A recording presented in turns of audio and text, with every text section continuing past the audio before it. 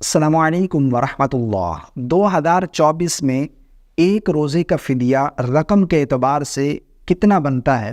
آج میں آپ لوگوں کو روزوں کے فدیے کے بارے میں بتانے جا رہا ہوں کہ روزوں کا فدیہ 2024 میں کتنا بنتا ہے۔ جن لوگوں نے روزے نہیں رکھے وہ کتنا فدیہ ادا کر سکتے ہیں، اور اسی طرح کن لوگوں کو فدیہ دیا جا سکتا ہے، اور سب سے اہم سوال، سب سے اہم مسئلہ کہ کون لوگ ہیں جو اپنے روزوں کا فدیہ ادا کر سکتے ہیں۔ ٹھیک ہے نا، یہ بہت ہی اہم مسئلہ ہے، ان کو ضرور سمجھیے گا۔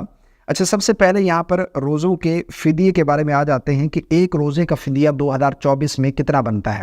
یاد رکھیے گا، ایک صدقۃ الفطر جو ہے یہ ایک روزے کا فدیہ ہے۔ ٹھیک ہے نا، 2024 میں جو صدقۃ الفطر ہے یہ ایک روزے کا فدیہ، یعنی جتنی رقم ایک صدقہ فطر کی بنتی ہے یہ ایک روزے کا فدیہ ہے۔ میں یہاں پر بتا بھی دیتا ہوں، دیکھیں گندم کے اعتبار سے اگر فدیہ ادا کرنا چاہتے ہیں تو 2 کلو آٹا 340 روپے، یہ ایک روزے کا فدیہ ہے۔ ٹھیک ہے نا، 340 روپے یہ ایک روزے کا فدیہ ہے۔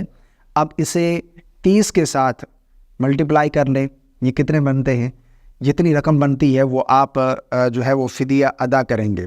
اسی طرح اگر آپ صاحب حیثیت ہیں، کچھ اس سے زیادہ دینا چاہتے ہیں اللہ کی راہ میں، تو جو کے اعتبار سے بھی دے سکتے ہیں، کھجور کے اعتبار سے بھی دے سکتے ہیں، اور اسی طرح کشمش کے اعتبار سے بھی دے سکتے ہیں۔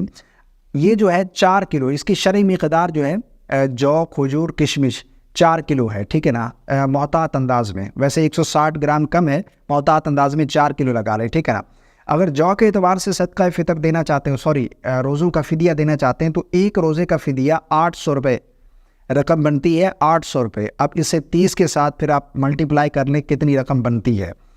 اسی طرح کھجور کے اعتبار سے دینا چاہتے ہیں روزوں کا فدیہ، تو پھر 2400 روپے، 2400 روپے ایک روزے کا فدیہ بنتا ہے۔ ٹھیک ہے نا، ایک روزے کا فدیہ 2400 روپے کھجور کے اعتبار سے، پھر آپ ملٹیپلائی کر لیں 30 کے ساتھ۔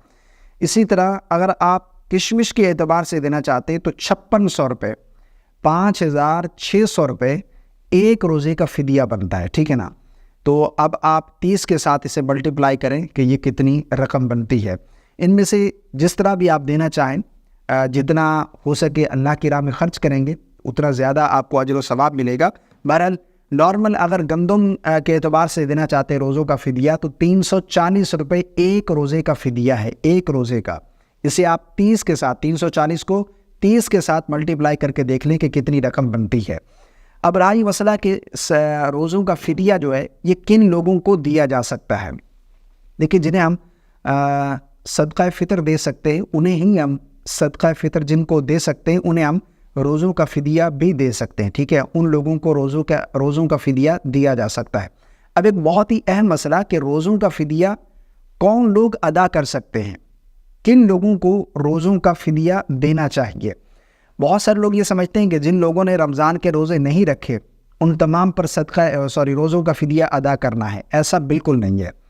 دیکھیں، روزوں کا فدیہ صرف شیخ فانی کے لیے ہے، یعنی ایسا بزرگ بوڑھا جو روزے نہیں رکھ سکتا، یعنی اسے اب امکان بھی نہیں ہے کہ اس کی صحت دوبارہ جو ہے واپس لوٹے گی، یا یعنی اسے طاقت ملے گی کہ وہ روزہ رکھ سکے گا، دن بدن اس کے جسم میں کمزوری آتی جا رہی ہے، وہ روزہ نہیں رکھ سکے گا، یا پھر ایسا بیمار، ایسا مریض جس کا مرض بڑھتا جا رہا ہو، جسے ٹھیک ہونے کا کوئی امکان ہی نہ ہو، ایسا شخص روزوں کا فدیہ ادا کر سکتا ہے۔ باقی جو سفر کی وجہ سے روزے چھوٹ چکے ہیں، یا پھر ہلکا پھلکا بیمار ہو گیا تھا، یا پھر اسی طرح کوئی حاملہ خاتون ہے، یا پھر جو بچے کو دودھ پلانے والی عورت ہے، یہ روزوں کا فدیہ ادا نہیں کریں گے بلکہ یہ روزوں کی قضا کریں گے۔ ٹھیک ہے نا، ان کے اوپر قضا لازم ہے۔ اگر یہ فدیہ ادا کریں گے تو ایسا نہیں ہے کہ فرض ان کے ذمے سے جو ہے ختم ہو جائے گا، ایسا بالکل نہیں ہے۔ ان روزوں کی قضا ان کے اوپر لازم ہے۔ ٹھیک ہے نا، صرف شیخ فانی اور ایسا مریض جس کو مرض ٹھیک ہونے کا کوئی امکان ہی نہ ہو، یعنی ایسا شخص پہ روزہ جو ہے وہ چھوڑ سکتا ہے، اور اس کے روزوں کا فدیہ اسے ادا کرنا ہے۔